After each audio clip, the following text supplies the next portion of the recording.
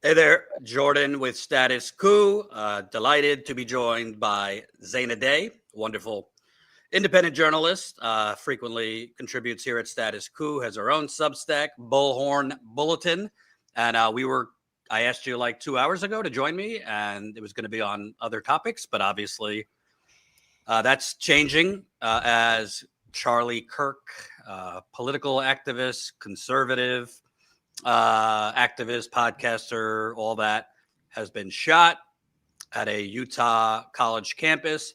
I'm not going to show the video. I don't really think it serves a purpose, and I just think it's awful. But from the video, you could clearly tell he was shot at what's being reported as 200 yards. Looks to be a targeted assassination. There's a lot of stuff going on around the internet right now. Some people saying he's dead. Some people saying he's stable. I don't know. So we're going to monitor as we're live and obviously update you. But sure did not look good. And if he lives through it, it would be a miracle because there was a whole lot of blood gushing out of his neck. So obviously, this is not the first case of political violence we've seen in recent years. A lot of them have, frankly, been coming from the right, if we're just being honest. There was an attack on the CDC recently. Last year, there was an attack on an FBI office, I believe in Cincinnati, by a right-winger. Obviously, there were the attempted assassinations on Trump, which did not seem to be a right-winger who did it. It seemed to be kind of, I don't know if he was just politically agnostic. I don't recall, but that was the one in Pennsylvania last year. But there has been an increase in political violence. The corporate media is going to do what they always do and say, we need to tone down the rhetoric. You know, this is awful. You know, obviously, we are leftists. I don't condone any form of violence against right-wingers you hate or leftists you hate. So I hope that goes without saying. We condemn this. But we should also tell the truth on why this is happening. And I think a big part of why this hatred is happening starts, I mean, we're talking decades. We'll get to the economic parts of this, but starts with the man that came down the Golden Escalator, calling Mexicans rapists, drug lords, murderers. And we have a explosion on the internet in recent years of influencers, which I hate the term because I don't know what they're influencing other than their wallets. We have an explosion of, frankly, race baiting, bigoted hosts, which I would put Charlie Kirk in that category. I might lose people for saying that when he's been shot, but I have to be honest. I don't think he should have been shot. I condemn violence against him or others based on politics, but let's not pretend he's not who he is. He has come to fame. He has become probably a millionaire on race baiting, conspiracy theories, and pushing out vile sentiment just starting with calling George Floyd a scumbag years ago.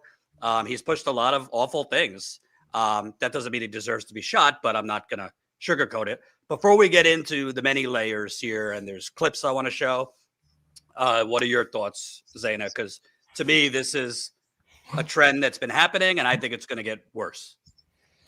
I think I completely agree with you that you can't sugarcoat who he is, even while condoning the violent act itself. A lot of his rhetoric in the past and currently have been geared in the direction of dehumanization, violence toward others. And it is a part of the heated rhetoric overall that we see from this White House and this administration of constant and systematic dehumanization. We see near daily birth of a nation style propaganda that is being posted on the official White House feeds on X and other social media pages. You see them posting a random criminal and a random person that's been charged with something and then painting it as the reason for painting it. I'm so sorry, just one moment.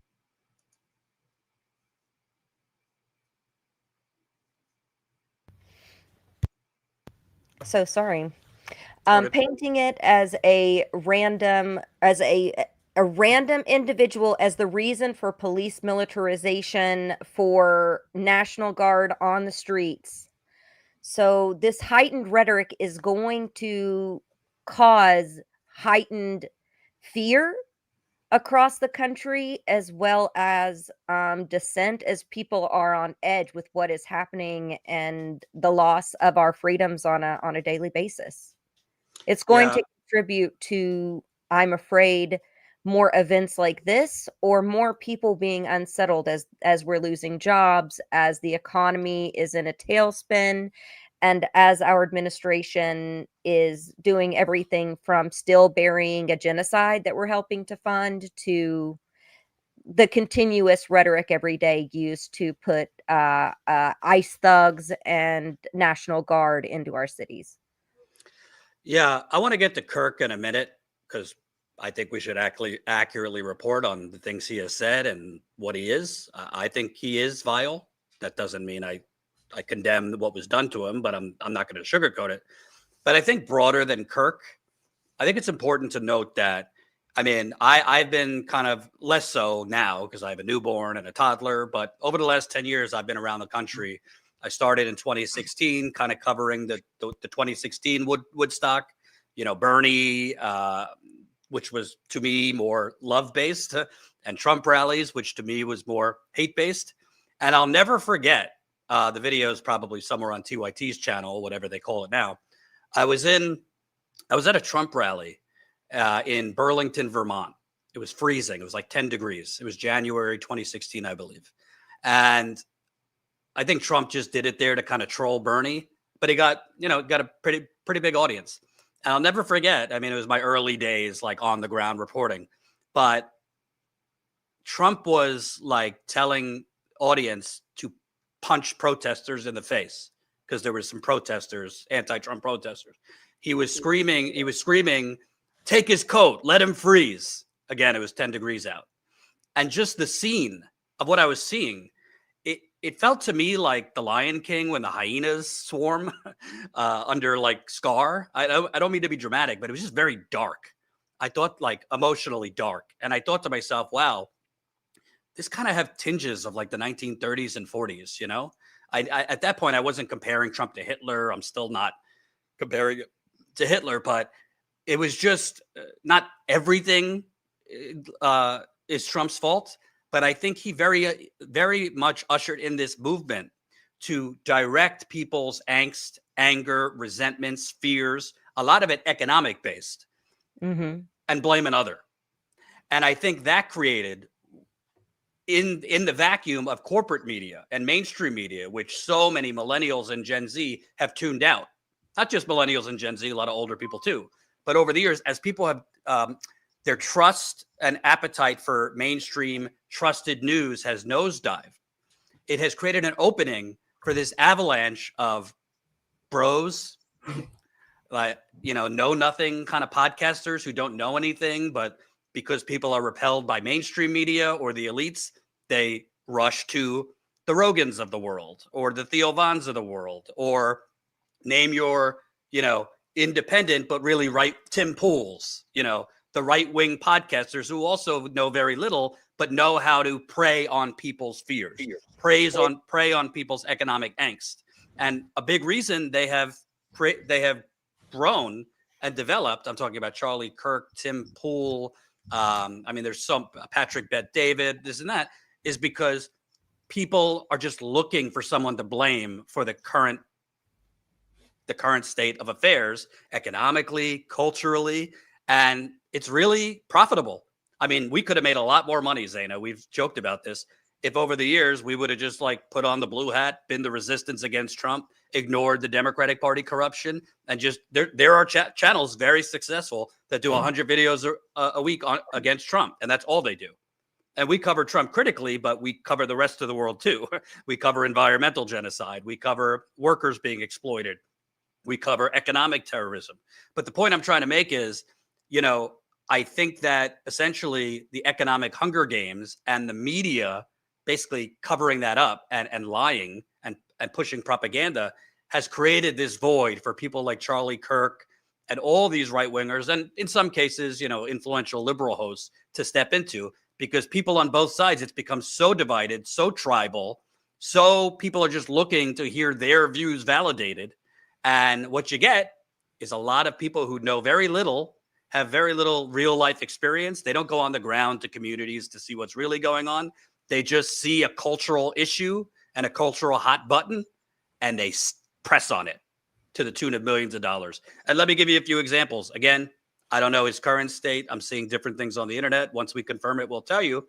But I mean, this was Charlie Kirk recently. Colin, I know you have a lot, so hopefully you could get to this. This was him recently on Mamdani. 24 years ago, a group of Muslims killed 2,753 people on 9/11. Now a Muslim socialist is on pace to run New York City. I mean, let's just call it what it is. I don't really think he knows that is a sentiment. And there's a huge... He's equating Mamdani to a terrorist. Right. And he knows this kind of stuff is a cash cow. Whether he believes it or not, I don't really know. But somebody he disagrees with politically or thinks is a socialist, even though he's not really a socialist, he's basically equating to the 9/11 hijackers. I mean, that is vile. I don't care if you're MAGA. I don't care if you're on the left. That is vile. And that is creating this divide, pouring gasoline on this political tribalism that creates violence. And this is not the only violent event. And some of you might say, Jordan, how dare you say this as he's been shot? Again, we condemn it. I feel for his wife. Apparently he's got 2 young kids. You could have 2 thoughts at once. But let's not hide who he is. Another one. Right-wing celeb Charlie Kirk thinks George Floyd is a scumbag. I mean, this is how this man has risen to fame. Let's not pretend. Right-wing celebrity Charlie Kirk opened his appearance Tuesday by giving a crowd some advice. Just don't totally mess up this state. It was built by wonderful Scandinavians. Scandinavians happen to be white. And it seems as if it's being destroyed now rather intentionally. In an 80-minute speech, Kirk called George Floyd a scumbag, railed against urban areas, especially Minneapolis, which is, quote, not the town it used to be, and seemingly referenced January 6th while lamenting how, quote, if you dare walk into the U.S. Capitol building and take a selfie, they'll put you in solitary confinement. I mean, Zaina, I don't know how you read this other than I kind of find this to be more country club version of a Klansman. Elitist, out of touch, but also, I'm not going to whitewash it. He has had just outright, outrageously racist statements. There's no doubt about it, as well as pandering the mythology of white genocide. That's one of his most prominent talking points. And his rhetoric has gotten worse and escalated. I'm not saying this is an excuse for what happened to him, but he has helped instigate with his own behaviors the boiling point that is in the country right now. Absolutely. Speaking of that boiling point, not to interrupt, but I just want to keep us updated because this country is a fucking sinking Titanic. There's also a school shooting going on right now in Denver, Colorado. Oh my God. As I look, might be more, but looks like 2 students were shot. That's all I know. So what else can you say? Something's very wrong in the land. Something's very wrong in this country. And frankly, you have a lot of right wingers. I mean, I hate to show this. You sent it to me, but I think we should. People like Alex Jones who have fomented this hate. And now that it's kind of boomeranging back on Republicans and right wingers, it's giving them reason to basically call for a new civil war. Colin, let's show how Alex Jones responded to this. Less than an hour ago, Charlie Kirk was out in Utah at a major university, thousands of people in attendance, and they say they have an older man in custody. You see Charlie shot. You see a big concussion. Maybe it's a bulletproof vest causing it. Perhaps the bullet then bounced off that one in his carotid artery, but there's blood just spewing everywhere. From what I saw, there are rumors online that he's dead. If he's not dead, it is a miracle. Pray for him and pray for his family. But I keep explaining, we're in a war. The left has been saying put a bullseye on Trump, a bullseye on his supporters. They've been calling for violence. They know that grand juries are all open. They know they're getting subpoenaed. They know it's all happening, and they're going to false flag. They're going to attack. You saw the guy that worked for Tampon Tim in Minnesota going to do the hits and said he was doing it for him. You've got all of this, and then all the brainwashed left out. If somebody's white, stab them, shoot them. Antifa leading all that. This is a plan. So we're in a war. The globalists know what they're doing. And Charlie Kirk, we pray he lives, but if he doesn't, I think they're dead. He is like a Viking king dying with a sword in his hand of information war. Going out to all these places, having these great debates.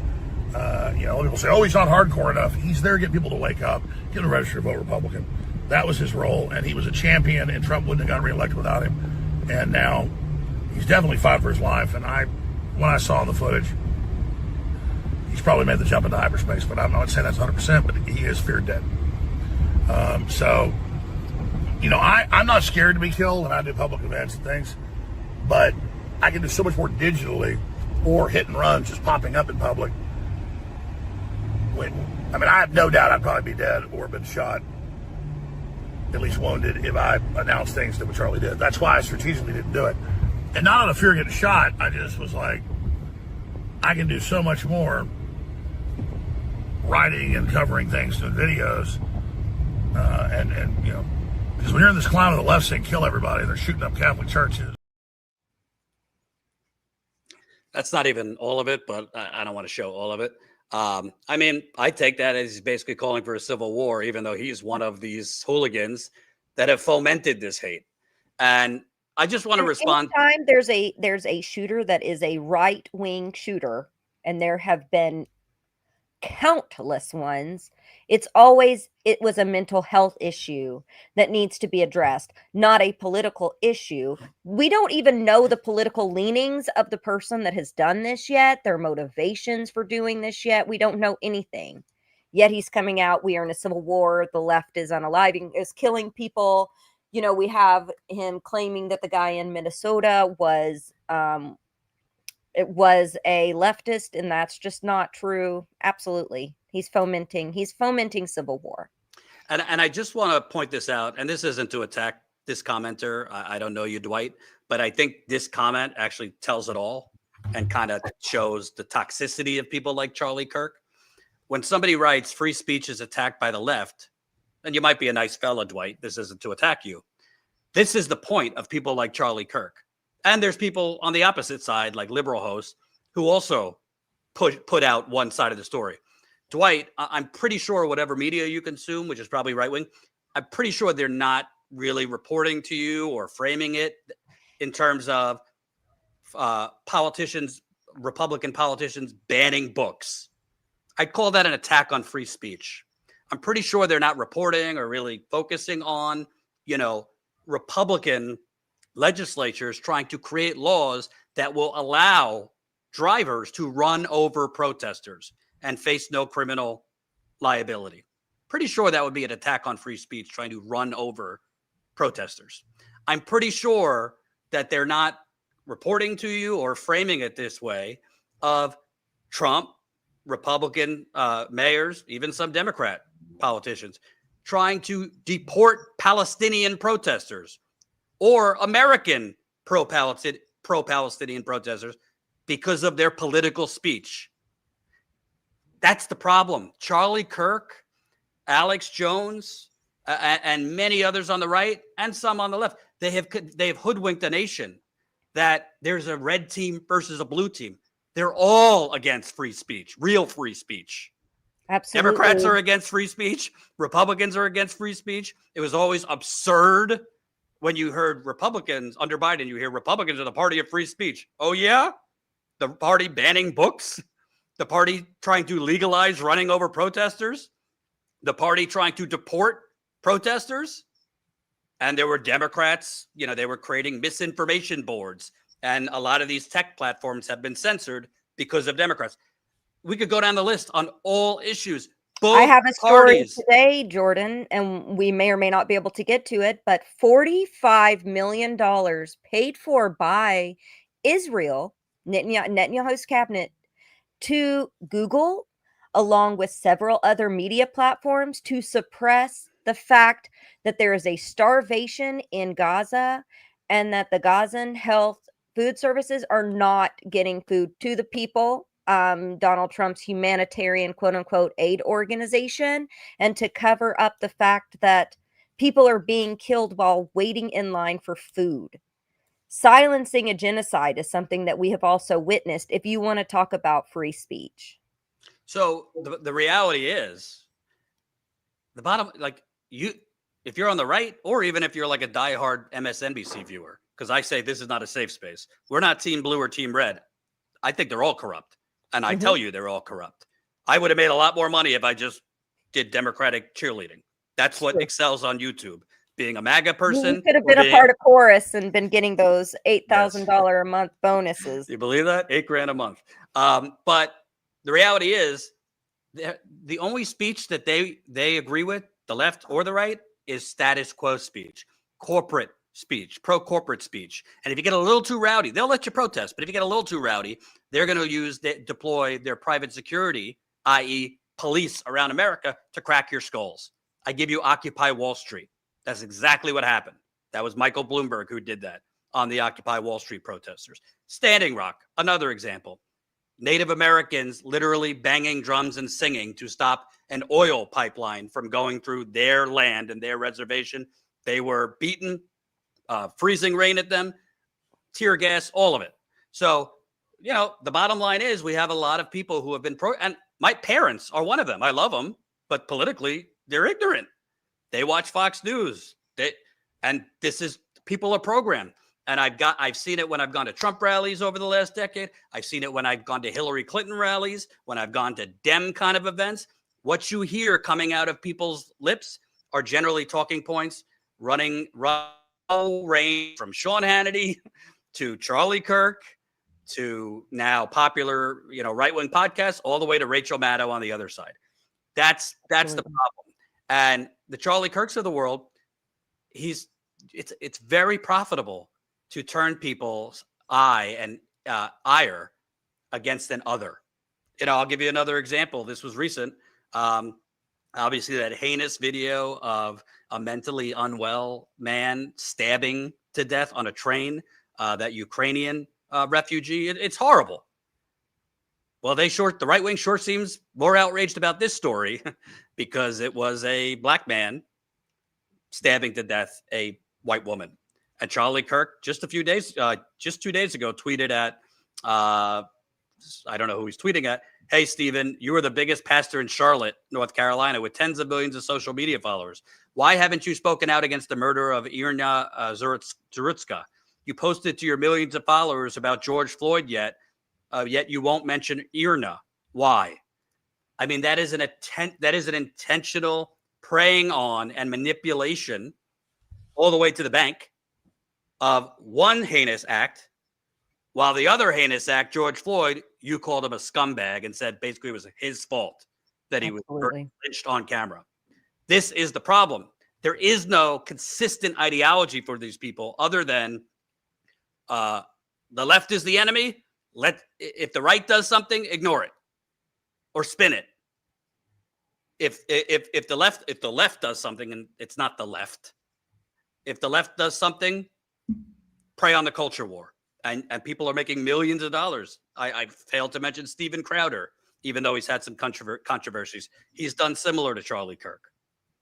And you want to know something? From the Luigi type things, the alleged shooter of the United Healthcare, there's more violence because of economic despair, economic anxiety. But it's now you're seeing more political violence based on media and tribal radicalization. And dehumanization. Yes. Anyone now could be an influencer, which I hate. If somebody calls me an influencer, I don't want it.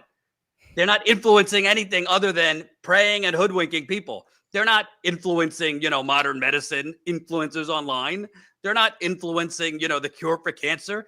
They're just most of these people are just bloviating propaganda out of their behinds on the right and more liberal people and making a lot of money. I personally think people who do real journalism are influencers because you're trying to wake more people up to what's actually happening in this country. So sadly, it's becoming more and more of a lost art too. absolutely, absolutely. Let's see if there's anything else with him. Oh yeah, there was the famous Colin. If you have the video, him And with the I want to address some folks in the comments. oh, Look, we are not. You can have this idea of this is the wrong time to talk about things. Charlie Kirk just posted that you need to politicize the murder of the Ukrainian woman. That was literally his words. It's time to politicize in his very last tweet. What we are pointing out here is the fact that the rhetoric that has been coming from people along these lines throughout the last decade is leading to the upshot in violence throughout the country. It's directly leading to it. There's a direct path. And we're not going to sugarcoat people here. We're not going to lie, and we're not going to make things up because this situation happened. It's grotesque. It's horrible what happened to him. Nobody deserves to have that happen to them as a human being. There are laws against that in our country, but we're not going to sugarcoat who he was and what he's contributed to. and by the way, there's conflicting reports, but there's a lot of reports going around right now that the suspect that was taken into custody was not the shooter. Suspect in the shooting of Charlie Kirk is not in custody, per the university to multiple outlets. So the shooter who shot him from 200 yards away is, as of now, still at large. But I also want to show, because again, two things can be true, and that's what the internet has erased. You're either supposed to, you're supposed to be black and white, right? Again, we condemn what happened. We don't condone violence, but let's show you who he is so you understand the full scope. This is what he said about flying in terms of when he sees a black pilot, if you have that, Colin. And that's why I think this United story and the DEI story hits so hard, because we've all been in the back of a plane when the turbulence hits, or when you're flying through a storm and you're like, I'm so glad I saw the guy with the right stuff and the square jaw get into the cockpit before we took off. And I feel better now thinking about that. No, I mean, like, you want to go thought crime? Like, I'm sorry. If I see a black pilot, I'm going to be like, boy, I hope he's qualified. Well, that's the you wouldn't have game done theory I that. was You talking wouldn't about. have. You wouldn't have done that before. That's not an immediate. No, you wouldn't have done that That's not who before. I am. That's No. not what I believe. It is the reality the left has But created. Can I say something here?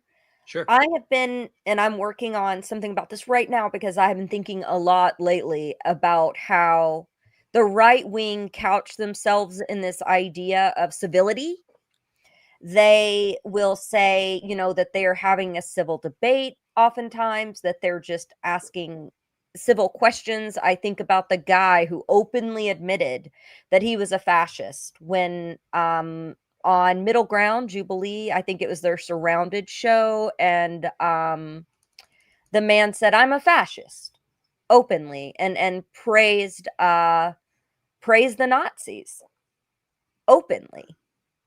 That is not civil rhetoric. What Charlie just said is not civil. There's nothing civil about that, even if he said it politely. And oftentimes I also blame the left. I blame the left for, I blame CNN for platforming people like Scott Jennings to say the most vile, horrific things, even though he says it without a single curse word. He says it in calm language. The rhetoric that he spews is dehumanizing and hateful. Every day he excuses genocide. He excuses intentional mass starvation of the Gazan people in the Gaza Strip. Every day he's dehumanizing migrants in this country. Every single day. So you can say something civilly in the way that the liberals and the liberal media and the right wing like to portray is civil, and it's absolutely not. It is maybe said in a calm voice, but it is leading to the uptick in violence that we are seeing everywhere. And what I think is also, it's important to note that a lot of these people like Kirk, they continually leave out important information. I mean, that's kind of the profit. That's kind of the profit formula. You know, they leave out key facts when pushing, cultural war hysteria. For example, these ICE raids, they leave out that the majority of people being arrested have no criminal record, even though Trump ran on, oh, we're only getting rid of the criminals. They also, a lot of it is just kind of theater. I mean, Charlie Kirk called out Trump at first over the Epstein saga and them not releasing the Epstein files. Then, by all reports, he got a phone call from President Trump, and all of a sudden he said, I'm going to trust the president, and I'm moving on from this. So these people, it's not just Charlie Kirk. There's a lot of them. And it goes also on the other side. I mean, the Pod Save America boys, I don't think they're as vile as Charlie Kirk, but they have been good boys and sycophants for the Democratic Party they've ridden the coattails of Obama for 2 decades now. And they push propaganda for the corporate establishment. They were on the full propaganda train against Bernie Sanders 2016, 2020. They did not speak out against the Democratic Party. And then when they kind of saw the political wind shifting over the last year or so, suddenly they're speaking out against the genocide in Gaza. Yeah. Suddenly they're speaking kind of for Mamdani and saying these when it policies becomes politically correct, right, or call out genocide, or politically profitable for them. If they see that public sentiment is shifting in America and they see the profit, where the money is, where the clicks are, is shifting. Absolutely. So they might be less vile and just more like pro-corporate status quo. But the bottom line is you just have a lot of hucksters and grifters all across the internet wearing a red hat or a blue hat. And I'll also point out, think about part of Charlie Kirk's shtick. And again, I feel for his wife, his 2 kids. Whatever happens, if he makes it, it will be a miracle. And I'm sure he will have lifetime injuries. He might not make it. As of now, we're getting conflicting reports. But part of his claim to fame has been going to debate college students. Well, aren't you going to debate college students who, as a general rule, don't know as much? I mean, I don't think Charlie Kirk knows a lot, but you're going to basically, what do they say? Like, pick on someone your own size. You're trying to pick on somebody your intellectual size. People who don't have as much real life experience, people who might come off sounding a little naive or a little weak, so you could appear bigger and stronger. Done for years. So what kind of like intellectual giant makes their big fame by going to basically debate college kids? I mean, the whole thing is ridiculous. But I want to get into what I think is really going on underneath this all, because this isn't covered. And this is part of why people like Charlie Kirk and the right-wing network of hosts, and to a certain extent, liberal hosts, they focus on the culture stuff. It was reported that right before, when he was shot, he was answering a question on transgender shooters or the transgender mass shooting. And he has done a lot on transgenderism, against it. He's done a lot on Black Lives Matter, against it. Part of why they focus so much on the culture war is so they can distract their audience, many of whom are apparently in our chat right now, from the fact the politicians they're propping up are fucking you up the ass, excuse my French, economically. I mean, look over the last few days, Zaina, and I'm just going to go through a list here, Colin, so put up whatever you can. More perfect union. Over 75% of Americans rely on buy now, pay later services, and nearly half have missed payments, according to a new study. I mean, you go to the supermarket now. I got like a thing of blueberries and strawberries today, and they're like, you want to split this up into 4 payments? That's because the masses are starving and they have no money. Charlie Kirk's not talking about that. Patrick AI is replacing our jobs. There's mass layoffs across the country. To be fair, Pod Save America is not talking about that. David Pakman, who apparently took $8,000 a month for this liberal propaganda or Democratic Party approved propaganda network, isn't talking about that. I mean, we could go down the list. This is what I did a video on it yesterday. I encourage you to watch it. Just in, minus 911,000 fewer jobs were created between April 2024, when Biden was president, and March 2025, Bureau of Labor Statistics. Wow, that's a big revision. That means the labor Nearly market, 1 billion jobs. Wow. that means the labor market was weak even before the tariffs kicked in. The job market was mostly frozen in 2024 too. But I thought the Harris campaign and Biden were telling us that the economy was booming. And I Right. thought all of their supporters were telling us that all of us that were struggling to find work and struggling, economically were, exaggerating. Exactly. So this has been going on for years. We have been telling you under Democratic presidents and Republican presidents, because Trump, during his first time, tried to pretend that this was an economic boom and the greatest economy in history. Yeah, for wealthy people it was, not for like the proletariat. The economy has not been frozen. It's been rotting for decades. Rotting for decades. People are working multiple jobs on the left and right. People are literally having to ration medicine in this country, are having to choose between groceries and medicine in this country. People are now having their jobs replaced by AI, but even before AI, their jobs are being sent to other countries. They were being moved from full-time to freelance so that companies no longer had to pay benefits. You have the gig economy, which companies like Uber and Lyft basically get full-time workers, but pay them as independent contractors. I mean, the list goes on and on and on. This is what's really going on.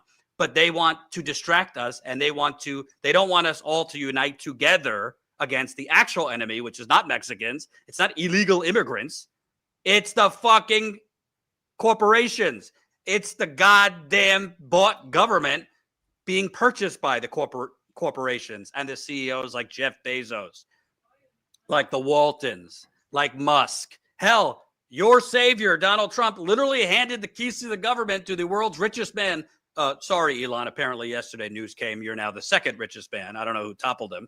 But literally handed the keys to the government out in the open to the unelected top oligarch who did God knows what, apparently stole our data, Social Security information. I mean, if that's not a corrupt, rotten economic system, that is a 40-year bank robbery. Our money is being stolen to give to the Musks. Corporate welfare. I wish Bernie would have hit on this more, Zeta, in both campaigns. We have socialism. It's called corporate socialism. The amount of free money. You want to talk about waste, fraud, and abuse? Do you know how much free money and subsidies Wall Street gets a year? The fossil fuel industry gets a year? The pharmaceutical industry gets a year? Big agriculture gets a year? Big tech. Immigration. There's a whole immigration industry. Alligator Alcatraz. Places like that. But Charlie Kirk don't want to talk about that. Stephen Crowder doesn't want to talk about that. Pod Save America doesn't want to talk about that. Frankly, David Pakman doesn't want to talk about that. Even the Midas Touch bros, who aren't the worst of the worst, but let's face it, they've blown up because they're 24/7 anti-Trump. They don't talk about the actual economic Hunger Games going on because that is not a culture war. Or the insider trading, or the dirty deals, or APAC, or no. And I want to also show you, this chart came out from the U.S. Census when these numbers were revised. Again, nearly 1 million less jobs than were reported. That's from Biden to Trump, both of them. Look at this. I just want to show this chart. I just want to show this chart. Yeah. 2009 to 2004. Income soaring for the rich. Anything happened in 2009? That was basically still the economic crash. Income up for the 90th percentile, that's the wealthiest among us, has risen nearly 30% since 2009. The median, the 50th percentile, which is what's left of the middle class, just 18%. And when we say up, that just means like some wage increases, not enough to actually meet inflation. So even though wages are increasing for the middle and lower class, they're not increasing enough they're basically being canceled out when you factor in inflation. And then the bottom, the 10th percentile, the poorest, income grew just 12%. So basically, if you were in the top 90th percentile, the rich, you are literally nearly 30% wealthier than when the economy crashed. And we want to talk about transgender people? You want to talk about illegal immigrants? who, by the way, it was a misdemeanor before Trump came in. You want to talk about books and LGBT? It's all a fucking distraction. All of it. There's a update here if you want to read it real quick. Where'd you put it? Oh, Trump says Charlie Kirk is dead. The great and even legendary Charlie Kirk is dead. No one understood or had the heart of the youth in the United States of America better than Charlie. He was loved and admired by all, especially me, and now he is no longer with us. Melania and my sympathies go out to his beautiful wife, Erica, and family. Charlie, we love you. So it looked like that was going to be the case based on the video we watched. We could put everything we said aside and just say obviously he has a family. So I feel for his family. I feel for his followers, even though I believe they were hoodwinked. I will say, Zaina, I don't think it's a small fact that apparently Trump wanted to announce this. You've seen some things on the internet, but it seems to me Trump wanted to come out front and announce this. I think so too. And I think he probably wanted to announce it because Trump is going to react to this in ways that are likely going to make it worse. Absolutely. Absolutely. I think we've been watching an escalation of any kind of event that they can wrap their hands around in order to see their fascism, to send more troops on the ground, more Marines, more National Guard into our cities. And, he has said before that he wants to treat several more cities. He named Portland, Chicago, others, the same treatment as he's giving DC right now, which, let's not mince words, is martial law, is a form of martial law, and is unconstitutional. But they're using events like this, and they will capitalize on this event, and they will tokenize off this event. Yeah. And I think, at the end of the day, we saw with Alex Jones, Trump didn't say it in that post, but you'll see it. It's going to become, the left is out of control. The left is targeting us. They tried to assassinate me, this and that. But the reality is the left and right, if you look at the polls, the left and right have been coming together more and more because Trump is underwater, politically speaking, in the polls. I mean, he's down on almost every issue, including immigration. Mm-hmm. So how do you distract the masses from that? How do you maybe win back some of the people you might have lost? Because people are hurting. Trump voters are hurting because of his tariffs and this disastrous economic policy, which is just throwing bizarre spaghetti against the wall and raising prices for no real reason by creating a culture/civil war. And I think that's what they're going to do. And they've already started it. I think we covered more than even the mainstream media, better than the mainstream media, the ICE invasion in LA, to the point that journalists, including ours, Tina Desiree Berg, was getting shot. We have covered it the last few weeks. John Farina was on the ground for us in DC doing great work, literally showing, Trump calling this DC is on fire and there's an emergency. And you literally have soldiers standing around basically picking their nose and taking restaurant orders because there was nothing to do. And they've already started in Chicago. And I think this is only going to become worse. And I just tell all of you, again, I'm not some just commentator bloviating out of my asshole. I've been around the country for the last 10 years. And I've seen it all. I've spoken with rock-ribbed conservatives. I've spoken with tree-hugging, lefties.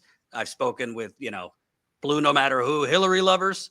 I've spoken with, gay people, straight people, black people, brown people, disabled people. Doesn't matter.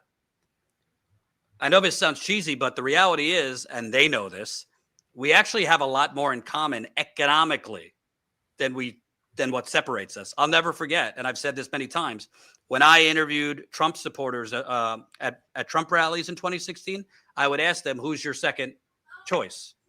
I'm expecting Ted Cruz or, I don't know, Herman Cain or somebody else from the clown car. Not a small amount said Bernie Sanders. That's true. Not just one city, a lot of them. They might have not agreed with him on everything, but economically, he spoke to them because he was really the only one actually straying from the corporate talking points, the status quo, like the consultant-fed, phrases, and saying you're being screwed. They're sending your jobs offshore. The real enemy is the oligarchy.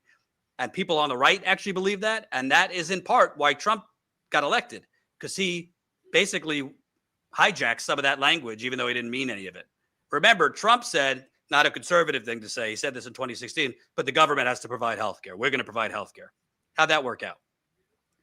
He said, oh, Goldman Sachs, they're vultures. I saw it at the rallies. He said, all these wars, this and that, and he's only continued the wars. Yeah, he said he would end the suffering in Gaza in a week, and that on day one he was going to end the war in Ukraine. Absolutely. I mean, that is what he promised when he ran.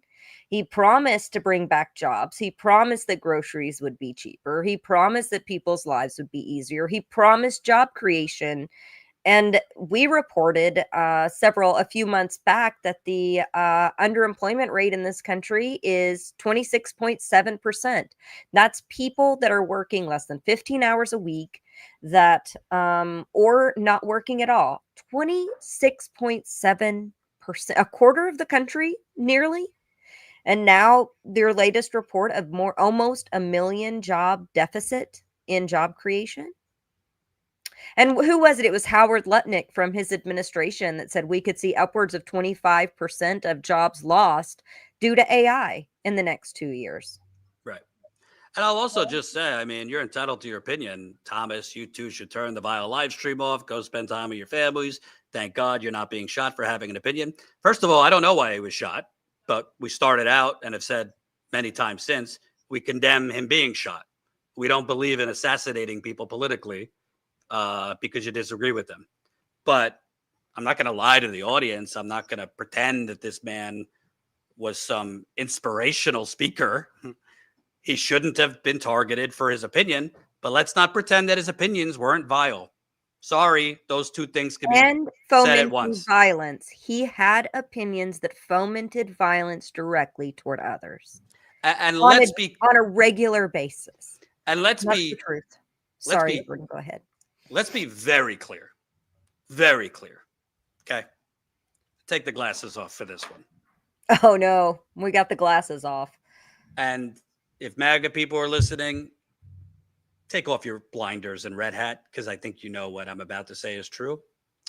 If on January 6th,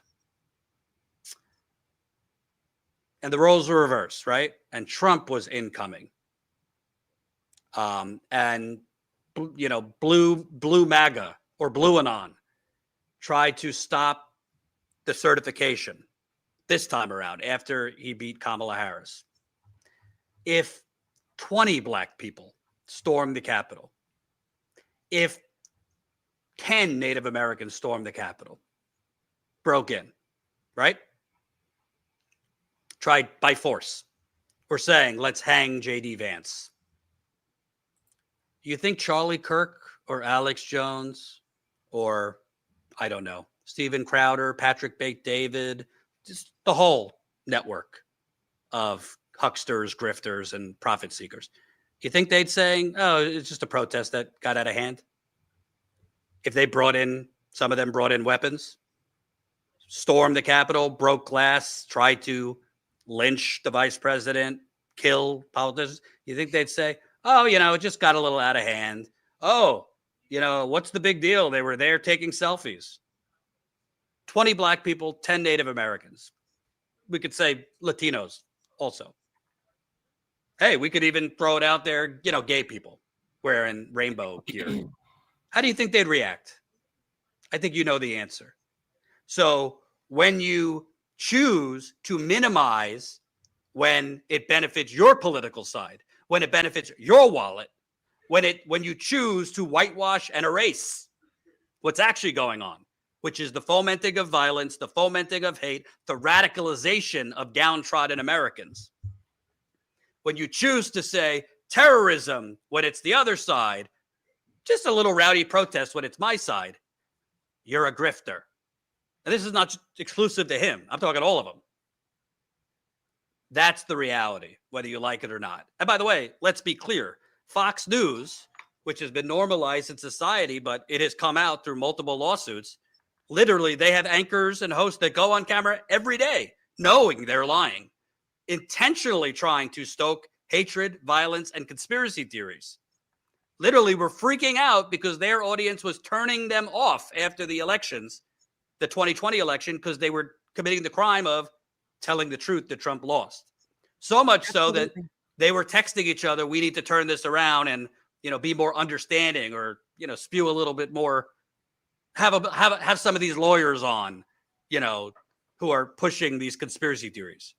So the reality is we have a post-truth society, and we have really, I think, intellectually predators preying on downtrodden people.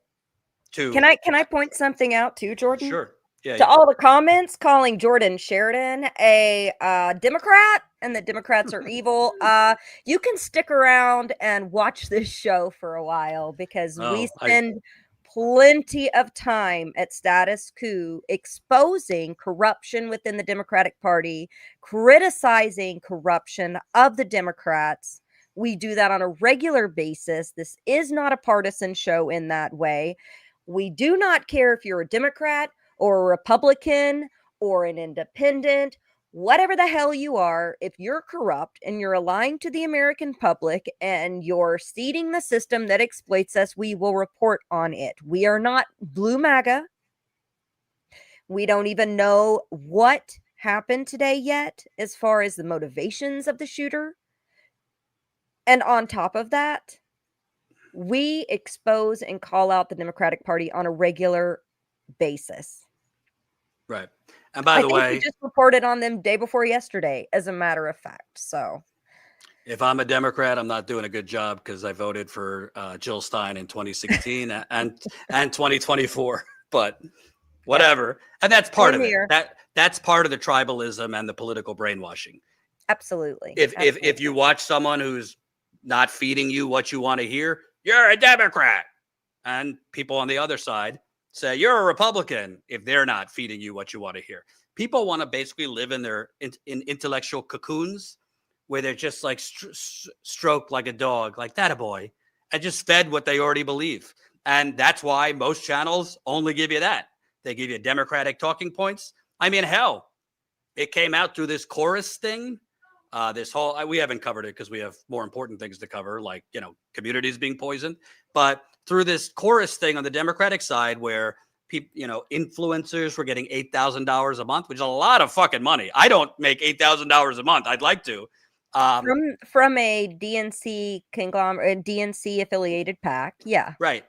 They literally, David Pakman, Brian Tyler Cohen, and some others basically agreed after going to the Biden White House, I believe, last year, to not cover Gaza because it was, quote, a poison pill for their channels.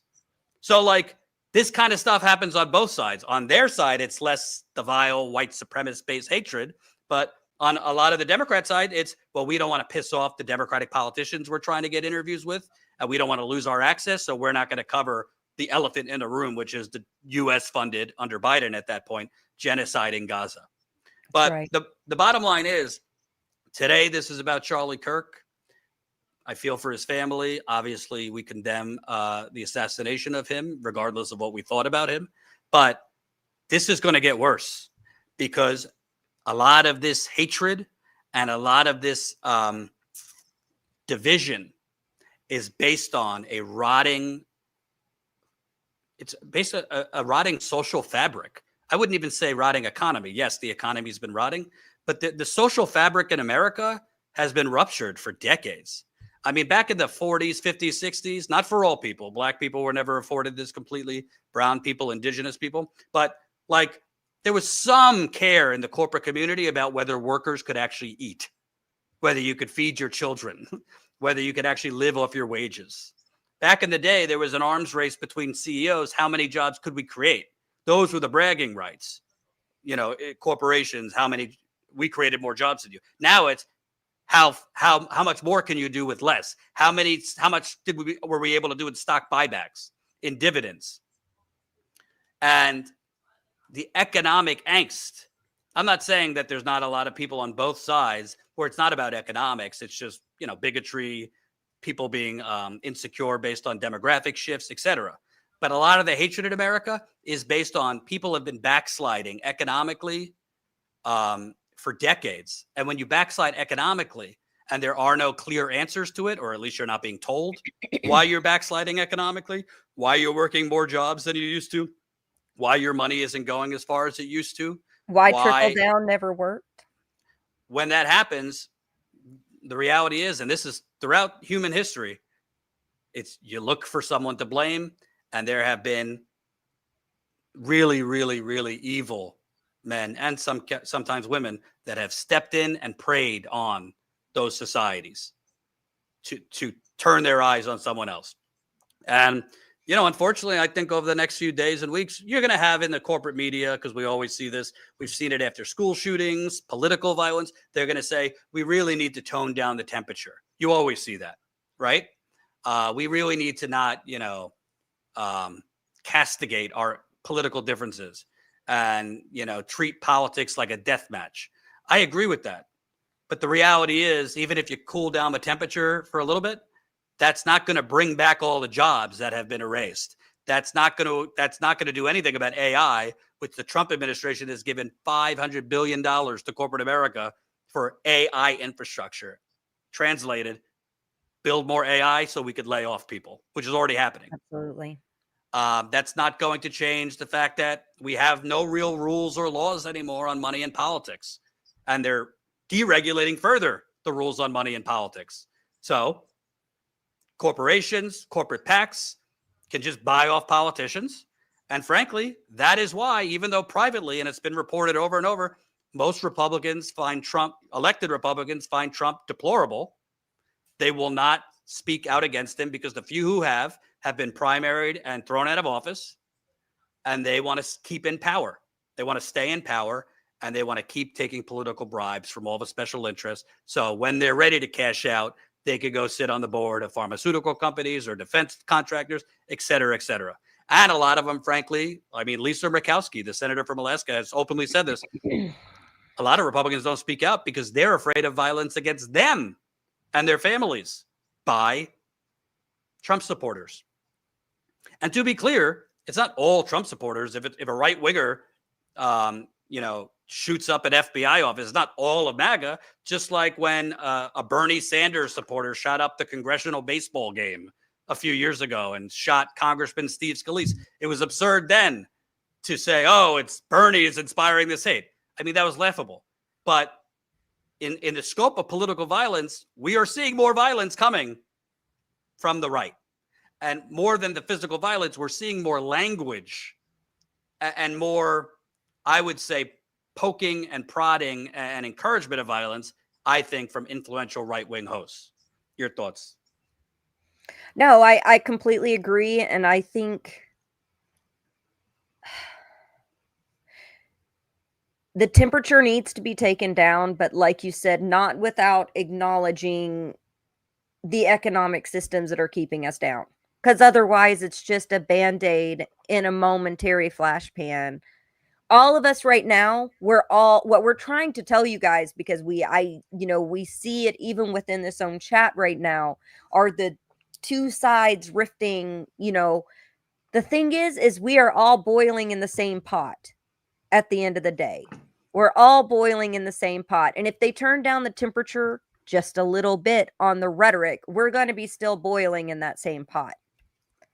And everything else is a distraction from the fact that, we are continuing to fund horrific mass atrocities and genocide. We are ignoring war crimes. We are in economic chaos in this country, as you mentioned, while we fund that. And if our politicians and our lawmakers don't address this, we are likely to continue, sadly and unfortunately, to see an uptick in violence. And that's not something that Jordan and I either want to see or are instigating at this moment. However, it is just the reality of the situation that this country is in, especially looking historically at historical patterns. And, the last thing I'll say, because I got to take my kid to the doctor, and Zaina's going to stay on to cover Google deal with the genocidal Israeli government, which I think is really important. But last thing I'll say is, you could have people in the chat trolling or hating what we're saying. That's fine. But I really want you to ask yourself if you're a MAGA person, because, my parents support Trump. I love them. I don't agree with them. But I really want to really ask you, if you take a step back for a second. I mean, you could hate me. You could think I'm trash. That's fine. But really do a thought exercise. Why do you think it is that most of these hosts, obviously Charlie Kirk is no longer with us, but when he was, the other right-winger hosts, why do you think it is that most of the coverage you see from them is on cultural issues? You think that's a coincidence? Why do you think it is that most of their coverage, most of what they talk about is about, Black Lives Matter or drag queens or transgender issues or, George Floyd or the illegal immigrants or name your pick? Why do you think they rarely talk about corporate corruption? Why do you think they rarely talk about the fact that Elon Musk spent nearly $300 million to help elect Donald Trump? Or on the other side, the billions that were spent to try to elect Kamala Harris? Why do you think they never talk about local corruption? The pay for play that goes on in cities and towns all over this country. Why do you think they don't talk about the fact that Ron DeSantis created a whatever you want to, I say torture camp. If you're MAGA, you say detention center. Why do you think they don't talk about the fact that Ron DeSantis broke law, did not do environmental studies for Alligator Alcatraz, handed out no bid contracts, hundreds of millions of dollars to political donors? No bid contracts, meaning he didn't allow an actual bidding process for the contracts. He just gave it to donors. Why do you think they never talk about, the fact that Amazon, workers unionized, they won a union, and Amazon has illegally refused to collectively bargain with those workers that voted for a union? There's conservatives in unions all across America. A lot of auto workers at the UAW voted for Trump. Why do you think they never talk about the union busting? Why do you think most of the conversation on these shows is about owning the libs and these cultural hot button issues? I'm not saying there's nothing to talk about, and you could have your opinions on transgenderism, immigration. We probably don't agree on it, but it's worth having a conversation. But why do you think the exclusive focus on so many of these hosts is these cultural issues to a complete exclusion? Why do you think they're barely even talking about the effect of Trump's tariffs? You literally have had videos of farmers going viral, Trump supporters saying he has destroyed their farms and destroyed their lives. That's a thought. Why? I'm not going to give you a lecture on why, but I could give you a strong hypothesis, because they want you focused on all this other stuff. Absolutely. And when they do, the rare times that they do talk about economics, all that they talk about is needing mass deportation because migrants are taking our jobs, when in reality, Jordan just showed us today that there is a 911,000 job deficit in jobs created, nearly a million less jobs created. And the fact is, we're bleeding jobs because businesses are shutting down, because AI is taking over jobs, because we have automated people out of work, and there is no social safety net in place to make up for that. And that's something that these talking heads, I would say both liberals and conservatives, don't bring up. Absolutely. All right, Zane is going to take it from here. I got to go take my boy to the doctor because he's not eating, which sucks. 4-month-old. Oh, I'm sorry, Jordan. But again, condolences, regardless of my thoughts, to Charlie Kirk's family, friends. We don't condone political violence, but we're going to tell you who these people are, regardless, whether you like it or not. Definitely stick around. Also, we are currently working on setting up a trip to Chicago to cover what is likely going to be a worsening situation with ICE and the National Guard, what Trump is calling Operation Midway, I believe. Another unnecessary invasion. Conservatives like to say small government, but we don't like big government until they're in power and do nothing but big government and invade states and cities. It's absurd. Can you imagine if Obama sent in the National Guard to conservative cities? Forget it. So we're trying to raise money. Please support us if you can. We're one of the only independent outlets doing on the ground investigative journalism. Zaina, take it from here. All right. Good to see you, Jordan. You too. All right, guys. We have a story for you about the Benjamin Netanyahu's government, paying $45 million to Google, amongst several other social media platforms, and Meta, I believe, and others on the list, in order to suppress reporting around the intentional starvation of the people of Gaza. Do you happen to have that article for us, Colin? Thank you. And this is from great reporting from Jack Polson and Lee Fang over at Dropsite News. Google's $45 million contract with Netanyahu's office to spread Israeli propaganda. Google is in the middle of a 6-month, $45 million contract to amplify propaganda with Netanyahu's office. The contract describes Google as a key entity supporting the prime minister's messaging. A key entity. So that means that Google has obviously, there's a number of things that Google could be doing. They could be suppressing, of course, the search engines. They're doing advertising for the Israeli government. They're pushing the influencers, more than likely, that the Israeli government pays. They're Hasbara agents. So this says on March 2nd, 2025, hours after the Israeli government announced a blockade of all food, medicine, fuel, and other humanitarian supplies from entering Gaza, lawmakers in Jerusalem demanded answers, not on the devastating human tolls such as a decision, but on how Prime Minister Benjamin Netanyahu's office was preparing to handle the public relations fallout. Are you kidding me? More worried about the public relations fallout than the actual genocide itself.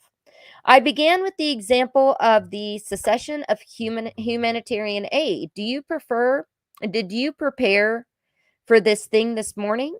Asked Knesset member Moshe Terpaz, the chair of subcommittee on foreign affairs in Israel's parliament.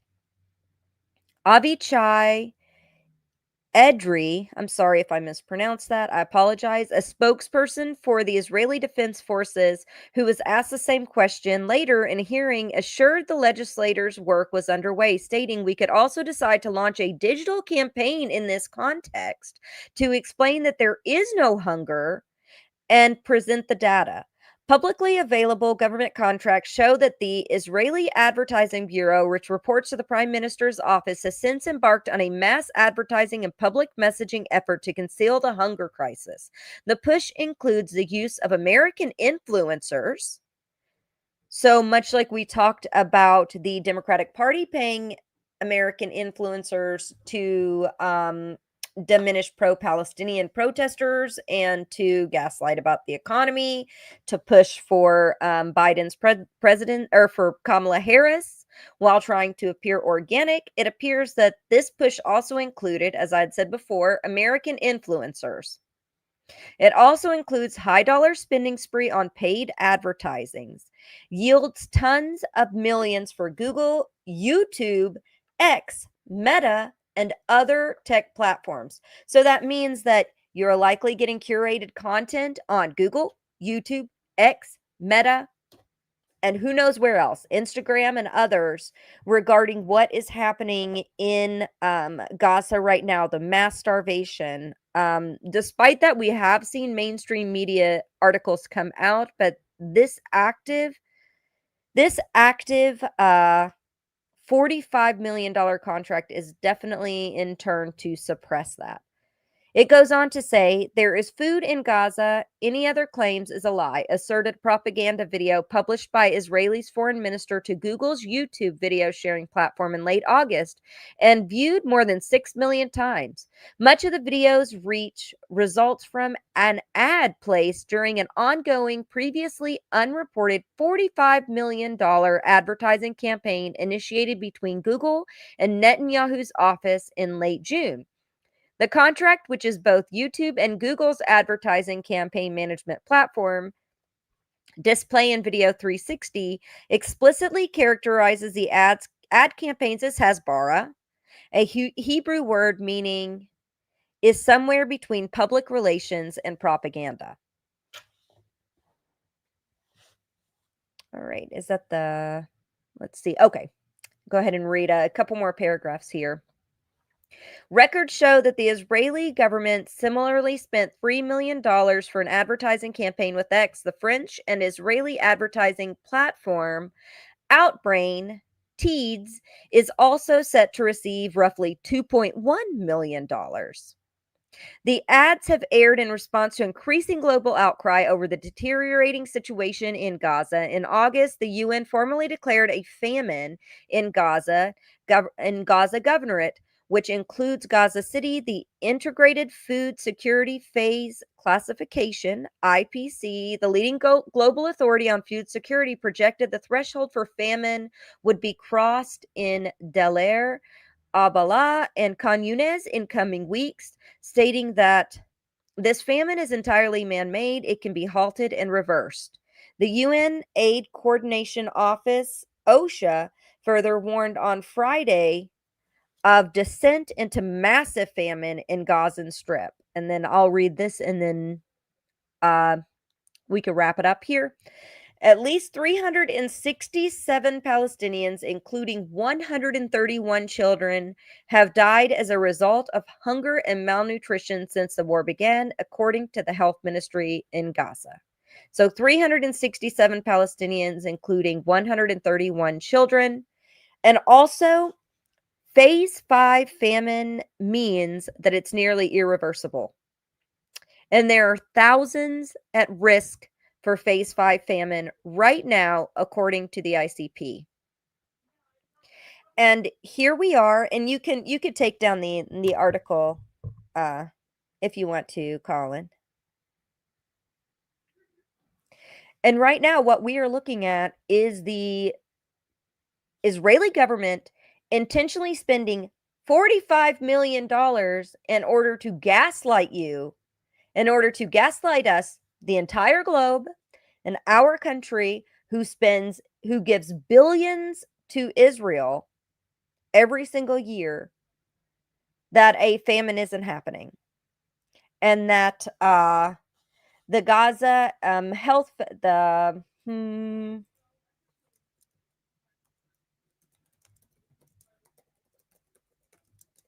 trying to remember the correct name.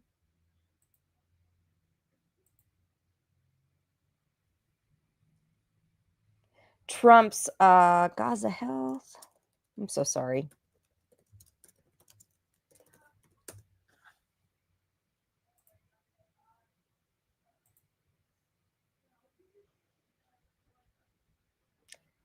Colin, do you remember the name? I do not know why I cannot find it on Google, and it has just slipped my brain of the name of the organization that is on the ground right now, chaired by the Trump administration.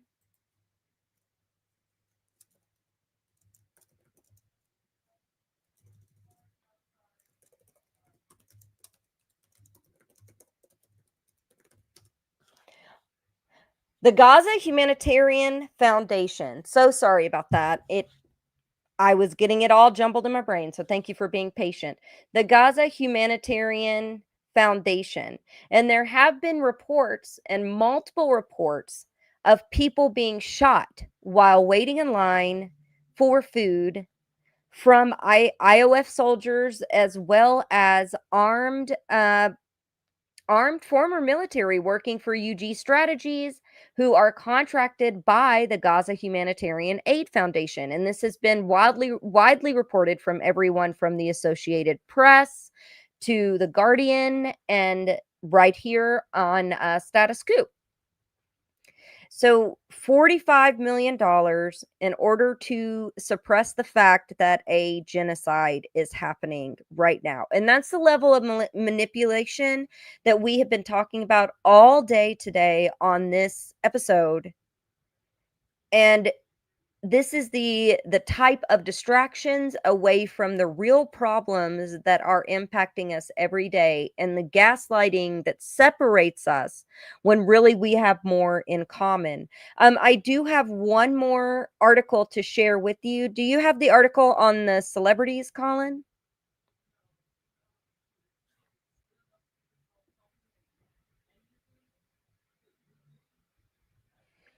Thank you. So the Netanyahu's administration has also come out very upset about this latest pledge to, according to this Associated Press article, a pledge to boycott the Israeli film.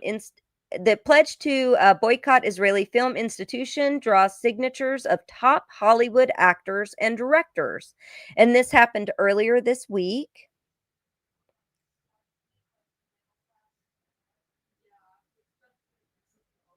Some prominent Hollywood names are among the filmmakers and industry figures who've signed a pledge to boycott Israeli film institutions, including festivals, broadcasters, and production companies that are implicated in genocide and apartheid against the Palestinian people, organizers said Tuesday. The group Film Workers for Palestine posted an open letter on Monday, including signatures from Hollywood luminaries like Emma Stone, Ayo Adribri, Ava DuVernay, Olivia Colman, and others. Let's see, Tilda Swinton, Cynthia Nixon are among many others. The group said it had collected more than 3,000 industry signatures since the pledge was made public. As filmmakers, actors, film industry workers, and institutions, we recognize the power of cinema to shape perceptions, the open letter says. In this urgent moment of crisis where many of our governments are enabling the carnage in Gaza, we must do everything we can to address the complicity in that unrelenting horror. So we have this mass protest against from many filmmakers. You can talk about the individuals that signed this boycott letter that are the larger names like an Emma Stone or Cynthia Nixon. But I also want to note that there are actors that take smaller paid fill roles. There are writers, there are grip workers, there are a litany of other workers, and they're taking a big risk by signing a petition like this. And I think that stands out as something that goes in line with the global Samud flotilla, which has nearly 60 ships sailing out from 47 countries, including the United States. The main ship was hit by incendiaries, or reported that was likely hit by incendiaries from drones twice in the last 2 days. Luckily, no one has been physically harmed as of yet, while everyone is watching as this flotilla nears Gaza in an effort to break the siege and bring aid. So there is a shift in tide of the narrative. There are people organizing and moving on this issue. We have covered protest, anti-genocide protest, pro-Palestine protest here at Status Coup on the ground. Great work from journalists like John Farina and others. That I believe we have covered nearly 200 of these protests since October 7th, and we covered several protests before. So if you're interested in updates on that, please stay tuned to Status Coup. And did we have any super chats today, Colin? John Strong, wasn't Google forced to pay $425 million? I'm not sure about that story because I'm not sure the $425 million for what. Let me see. I'll take a look really quick.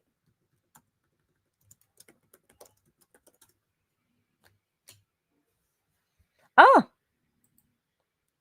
yes, I remember this article. So what John Strong is referring to is Google was forced to pay $425 million after years of improper spying on smartphone activity. A federal judge found Google violated California's privacy law affecting 98 million users in over an 8-year period. A federal judge ordered Google to pay $425.7 million. The verdict on Wednesday, and this was last week in San Francisco, comes after a trial in a class action lawsuit applying to roughly 98 million users. Google denied that it was improperly accessing the devices to collect, save, and use data of people who believed they had protected their online activity with privacy protocols. This decision understands how our products works, Google spokesperson said in a statement to Reuters. Our privacy tools give people control over their data, and when they turn off personalization, we honor that choice. However, they did lose the lawsuit. So you're absolutely correct. And it says that this particular article says that Google has been slapped for other lawsuits for privacy violations, including one earlier this year. And this article is from Fox Business. Google has been slapped with other lawsuits for privacy violations, including one earlier this year, which it agreed to pay nearly $1.4 billion in a settlement with Texas over allegations of violating that state's privacy laws. So yeah, there's apparently a litany of lawsuits against Google regarding privacy, and they recently lost a case at the tune of $425 million, which is a huge settlement. So I guess they had to get that $45 million that they got from Israel helps to make up for a little bit of their losses there, huh? In order to gaslight us. But yeah, do we have any more? And thank you so much. Thank you so much, Joe. That was an interesting article. Thank you for bringing it to our attention. Millennial Diligence. I'm afraid, and thank you so much, Millennial. I'm afraid the political violence will only worsen. I agree. That's a fear that I have, and especially if the issues that Jordan and I were talking about today are not addressed with our actual massive wealth disparity and with issues accessing health, housing, jobs. It's likely to get worse. And with our current climate of rhetoric that we're seeing, especially coming from this White House and the whitewashing of that from the liberal side as well. Thank you so much, NA, for becoming a YouTube member. This will help us do more on-the-ground journalism, and we appreciate you so much. And that's all of them. All righty. Thank you, Colin. And thank you guys so much for joining us today. Again, condolences to Charlie Kirk's family and to anyone who may be mourning over what happened to him. It was important that we didn't skirt around who the individual was. We didn't skirt around the uptick in violence that are leading to violent acts such as these. But again, we also recognize his humanity as a human being, and the condolences to his family as well. Thank you guys so much for joining. And if you could please donate to StatusCoup.com/join to support us, and peace out.